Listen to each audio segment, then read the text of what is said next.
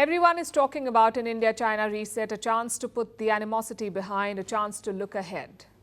But a reset requires both sides to deal in good faith. Is China doing that? A new US report is not so sure. It has come from the Pentagon, which is basically America's defense ministry. They have released an assessment on the Chinese military. It covers China's operations across theaters in the Himalayas, in the South China Sea, and in the Pacific. Now look at what this report says on the LAC, the line of actual control, the de facto border between India and China. This is what the Pentagon report says, and I'm quoting.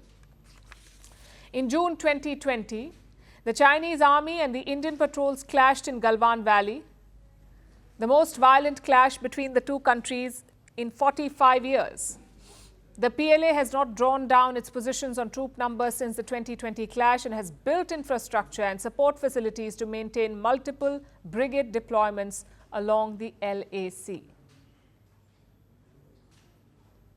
That's what the Pentagon report says. In other words, China has not scaled back their presence. Instead, they have ramped it up.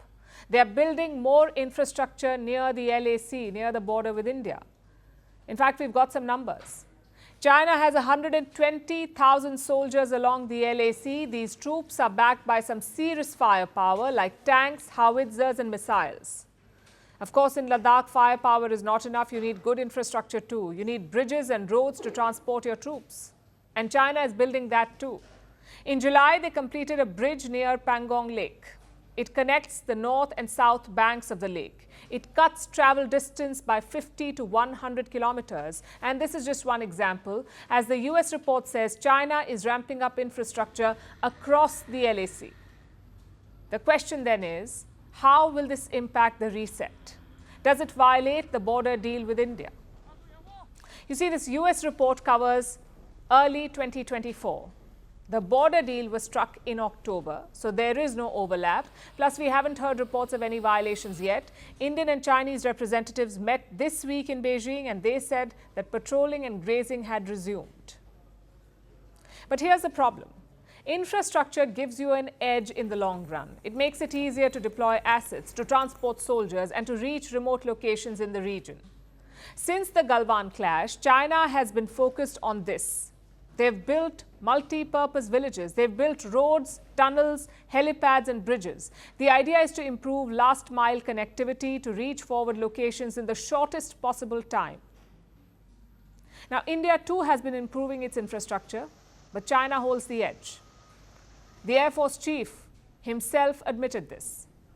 As far as Eastern Ladakh is concerned, the situation remains practically same as it has been for last 1 year plus. Except that we see the development of infrastructure on the other side has been fairly rapid.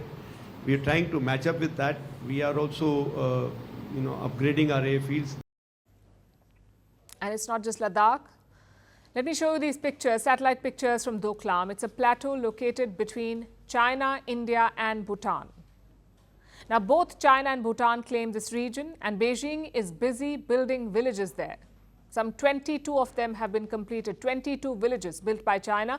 These villages are supposed to consolidate China's grip on sensitive areas. And Doklam is as sensitive as it gets. It is located very close to the Siliguri corridor. It's also called the Chicken's Neck.